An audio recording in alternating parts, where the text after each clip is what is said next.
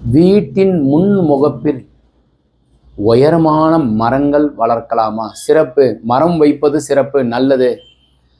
கிழக்கு பார்த்த வீடு, உங்களுடைய வீடு கிழக்கு பார்த்த வீடு, பின்பகுதியில் மேற்கு பக்கம் உயரமான மரங்கள் வளர்ப்பது சிறப்பு.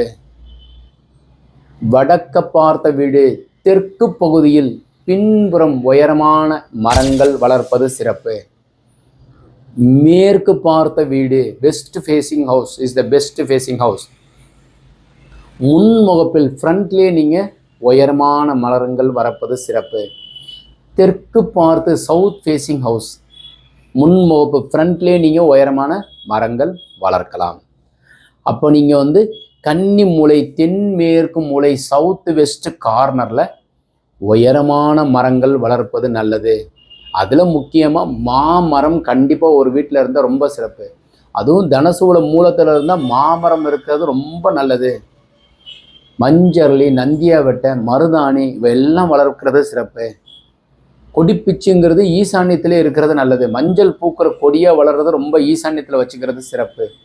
அக்னி மூலையில் அத்தி மரம் வைக்கிறது ரொம்ப சிறப்பு. அக்னி மூலை சவுத் ஈஸ்ட் கார்னர் சுக்கிரனுக்கு உண்டானது. மகாலட்சுமி வாசம் செய்வா. பாரிஜாதகம் கண்டிப்பாக வச்சுக்கோங்க.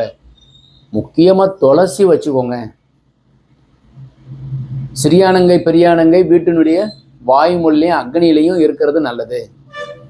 ஸோ அதனால் இது எல்லாமே நீங்கள் அடியன் கொஞ்சோண்டு தான் சொல்லியிருக்கிறேன். உங்களுக்கு ஏதாவது தேவைன்னா கீழே கமெண்ட் செக்ஷனில் பதிவு பண்ணுங்கள். இந்த தகவல் பிடித்திருந்தால் லைக், ஷேர் பண்ணுங்கள். வணக்கம்.